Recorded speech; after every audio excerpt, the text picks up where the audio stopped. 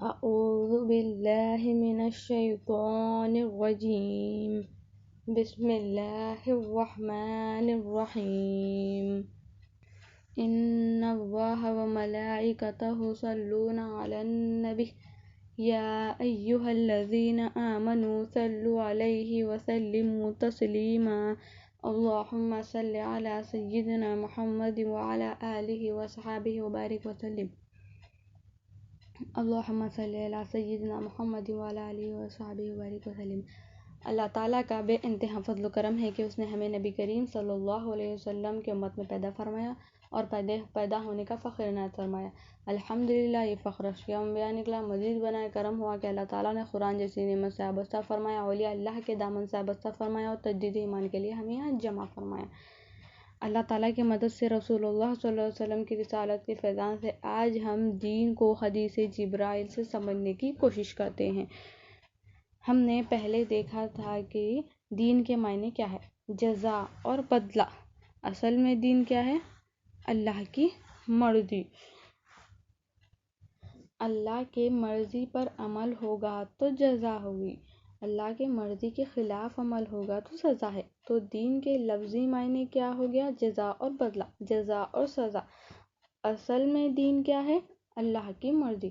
قرآن میں جو سورہ فاتحہ ہے، تمام قرآن سورہ فاتحہ کو ایکسپلین کر رہا، اسے ام القرآن بھی کہا جاتا ہے، یعنی قرآن کی ماں، قرآن کی جڑ، قرآن کی بنیاد، یعنی قرآن کی اصل سورہ فاتحہ ہے۔ سورہ فاتحہ کو پورا قرآن ایکسپلین کر رہا اور دین کے معنی لیا گیا ہے وہ سورہ فاتحہ سے لیا گیا، مالک یوم الدین، جزا اور بدلہ۔ تو اسی طرح سے جو قرآن میں سورہ فاتحہ کا مقام ہے، تمام حدیثوں میں حدیث جبرائیل کا مقام ہے، اسے ام السنہ کہا جاتا ہے۔ قرآن اور حدیث جبرائیل کو ام السنہ کہا جاتا ہے، تمام حدیثوں کی جڑ ہے، یہ تمام حدیثوں کی بنیاد ہے، یہ تمام حدیثوں کی اصل ہے۔ تو حدیث کی جو اصل ہے وہ حدیث جبرائیل ہے۔ تو اب مالک یوم الدین، جزا اور بدلہ، یعنی اللہ کی مرضی، یعنی منشاء حق، اللہ کے قانون کیا ہے یہ سمجھنا ہے۔ تو پھر قرآن کا ایکسپلینیشن حدیث ہے۔ اب نبی کریم صلی اللہ علیہ وسلم حدیث جبرائیل میں بتایا جاتا ہے، اس حدیث کو روایت کرتے ہیں حضرت عمر فاروق رضی اللہ تعالیٰ عنہ۔ تو یہ حدیث شریف کو حضرت عمر فاروق رضی اللہ تعالیٰ عنہ روایت کرتے ہیں کہ ایک بار ہم بیٹھے ہوئے تھے نبی کریم صلی اللہ علیہ وسلم کے ساتھ، اچانک ایک شخص آیا۔ پہلے حدیث اچانک سے شروع ہو رہی، سڈنلی ایک شخص آیا۔ اب وہ شخص کدھر سے آیا پتہ نہیں چلا، آ گیا انہیں سامنے آ گیا۔ تو پہلے صحابہ یہ کون ہے، کہاں سے آیا؟ تو پھر اس کا حلیہ دیکھے تو سفید لباس ہے، کالے گھنے بال ہے، سفر کے آثار نمایاں نہیں ہیں اور مدینے کے رہنے والے بھی نہیں ہیں، نہ مقامی ہے نہ مسافر ہے۔ اچانک آ گیا وہ شخص، سفید لباس، کالے گھنے بال، یہ حلیہ بتایا۔ اب وہ شخص صحابہ اکرام کو پار کرتے ہوئے نبی کریم صلی اللہ علیہ وسلم تک پہنچ گیا اور اپنے گھٹنوں کو نبی کریم صلی اللہ علیہ وسلم کے گھٹنے مبارک سے لگا کر بیٹھ گیا، ٹچ کر دیا۔ اب صحابہ اکرام پہلے تو اچانک آیا، اوپر سے اس طرح سے لباس ہے، نہ مسافر ہے نہ مقامی ہے، پھر جو ہے نا حرکت دیکھے تو یہ ہے۔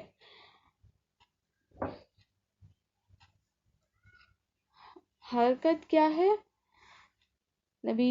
صحابہ اکرام کو پھر جو ہے نا حرکت کیا ہے، آگے گزر کے سب سے سامنے جا کر بیٹھ گیا۔ جیسا نماز میں بیٹھتے نا قاعدے میں ویسا بیٹھ گیا، بیٹھ کے اپنے رانوں پر ہاتھ رکھ لیا۔ اس نے جیسا اپن اتحیات میں رکھتے نا اسی طرح سے ہاتھ رکھ لیا۔ ادب رسول میں اس طرح سے بیٹھ گیا۔ اب بیٹھ کے سوال کیا کرتا ہے؟ یا محمد صلی اللہ علیہ وسلم۔ اب صحابہ کرام پھر پریشان ہو گئے۔ صحابہ کرام کی سنت تھی جب نبی کریم صلی اللہ علیہ وسلم سے کوئی بات عرض کرتے تو کہتے یا رسول اللہ صلی اللہ علیہ وسلم ہمارے ماں باپ آپ پر قربان۔ یہ صحابہ کی سنت تھی۔ اب یہ شخص پہلے تو اچانک آیا، پھر اس طرح سے گیا، اس طرح سے بیٹھ گیا اور کہتا ہے یا محمد صلی اللہ علیہ وسلم۔ صحابہ کرام پریشان ہو گئے، کیا کر رہا ہے یہ؟ کون ہے یہ؟ اب سوال کرتا ہے کہ مجھے اسلام کے بارے میں بتائیے، اسلام کیا ہے؟ پہلے سوال کیا کیا؟ مجھے بتائیے اسلام کیا ہے؟ نبی کریم صلی اللہ علیہ وسلم نے اس کو جواب دیا کہ تو گواہ دے کہ اللہ کے سوا کوئی معبود نہیں ہے اور محمد صلی اللہ علیہ وسلم اللہ کے رسول ہیں، اور نماز قائم کر، رمضان کے روزے رکھ، زکوٰۃ دے، اگر اللہ تعالی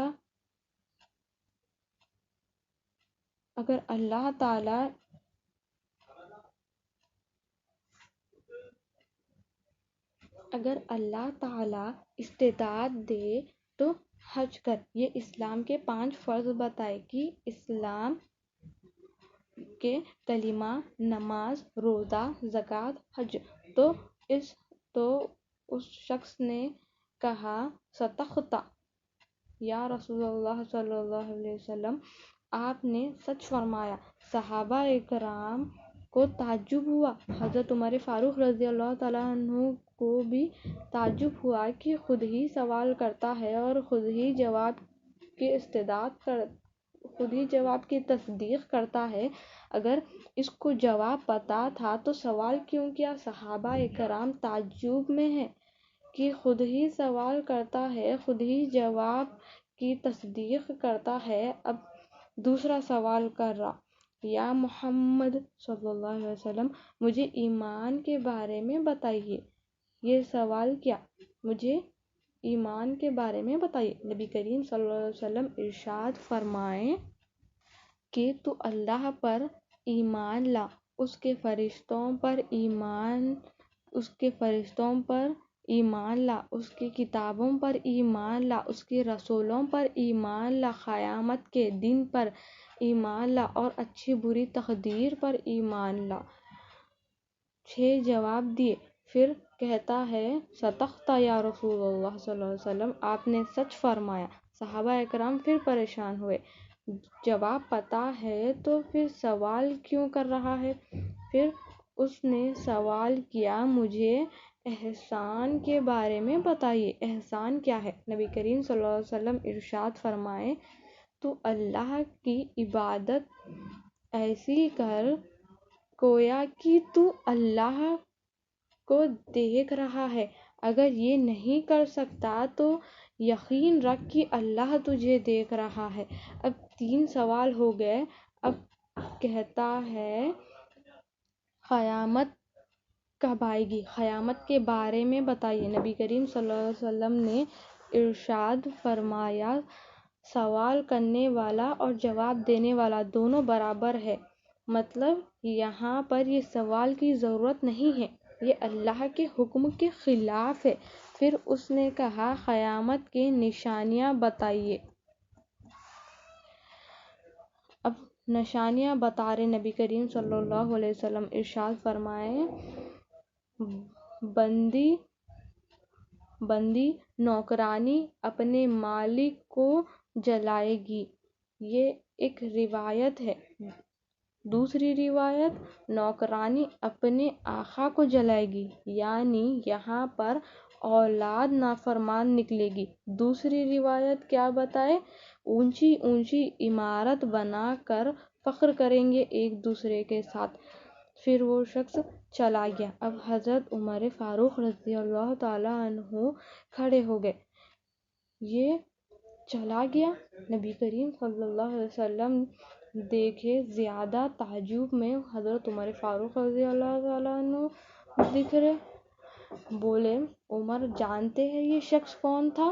تو حضرت عمر فاروق رضی اللہ تعالیٰ عنہ ارشاد فرمائے، عرض کرتا ہوں یا رسول اللہ صلی اللہ علیہ وسلم، اللہ کے رسول بہتر جانتے ہیں۔ نبی کریم صلی اللہ علیہ وسلم نے ارشاد فرماتے ہیں، یہ حضرت جبرائیل تھے، تمہیں تمہارا دین سکھانے آئے تھے۔ یہ ہے دین۔ دین کیا بتایا گیا؟ 3 باتیں بتائے گئے، اسلام، ایمان، احسان۔ پھر کیا بتایا گیا؟ قیامت کے علامت بتائے گئے۔ تو کیا بات سمجھ آئی؟ دیندار کون ہے؟ جس کے اندر اسلام ہے، ایمان ہے، احسان ہے۔ یہ 3 چیزیں جس کے اندر ہوگی وہ دیندار ہے۔ اسی سے میں اپنی بات کو ختم کرتے ہوئے اللہ تعالیٰ سے دعا کرتی ہوں کہ کہنے والے اور سننے والے کو بھی اس پر عمل کرنے کی توفیق دے۔